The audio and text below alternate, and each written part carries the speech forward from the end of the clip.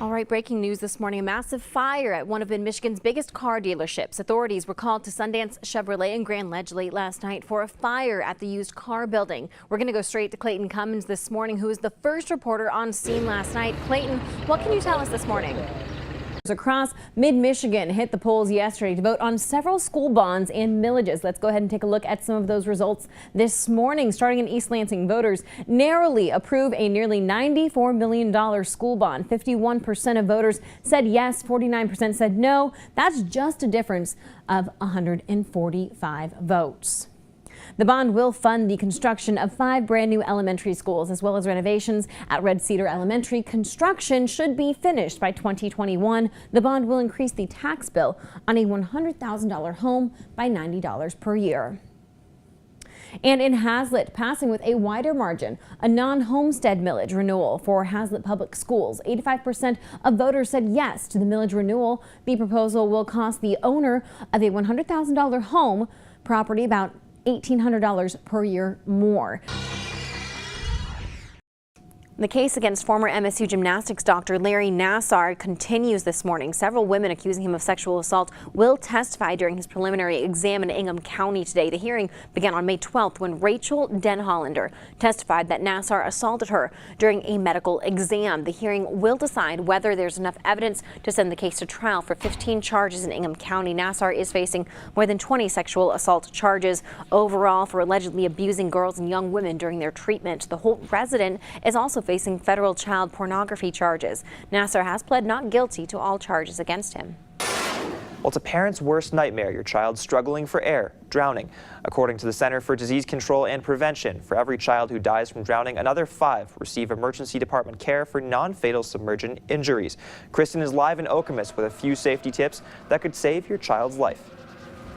Less than 24 hours to go until Election Day, and Michigan is still in play as a major battleground state. Donald Trump and Hillary Clinton both plan to campaign in the Great Lakes state one more time before Americans head to the polls. Donald Trump held a rally in Sterling Heights on Sunday shortly after the FBI released a letter saying it had finished its review on Clinton's emails and she won't be charged. And he weighed in on the issue.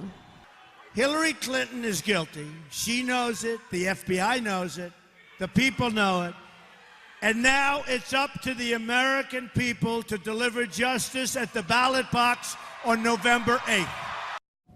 He will continue his presidential campaign with a late-night rally in Grand Rapids tonight. That rally will take place at the DeVos Place at 11 o'clock tonight. Governor Mike Pence will be in Traverse City today, speaking at the Cherry Capital Airport at 1 o'clock. He will then join Donald Trump in Grand Rapids later on. Also, Trump's daughter Ivanka will be campaigning in West Michigan today. She's taking part in a Women in Business Forum in Hudsonville at 11 o'clock this morning. You're watching News 10 Today.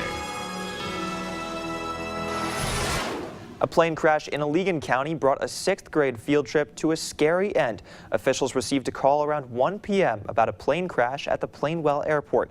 A pilot and 3 6th graders were aboard the plane when it crashed at the end of the runway. The pilot overshot the runway, ran through a fence, and nosedived into a ditch. 2 of the students were treated at the scene, while the pilot and the other passenger were transported to a local hospital. East Lansing city manager is speaking out about a farmer's federal lawsuit against the city. An apple grower from Charlotte says he was unfairly kicked out of the city's farmers market because of his religious views. As Fox 47's Scott Wolchuk tells us, both sides are passionate. All right, welcome back to Fox 47. Well, what goes hand in hand with summer? If you're 21 plus, an adult beverage usually does the trick, but picking a bottle that perfectly encapsulates summer can be a tall order. So we have our good friend Paul Starr of I'mABeerHound.com, our beer connoisseur, here to talk with us about summer brews. First off, Paul, thanks for coming on. The happy ending to a story we've been tracking for a couple weeks now. He was once a dog wanted by no one, but now Eastwood, the lone pooch that remained at Northern Michigan shelter after an adoption event, is finally with his new family. Megan Morelli reports.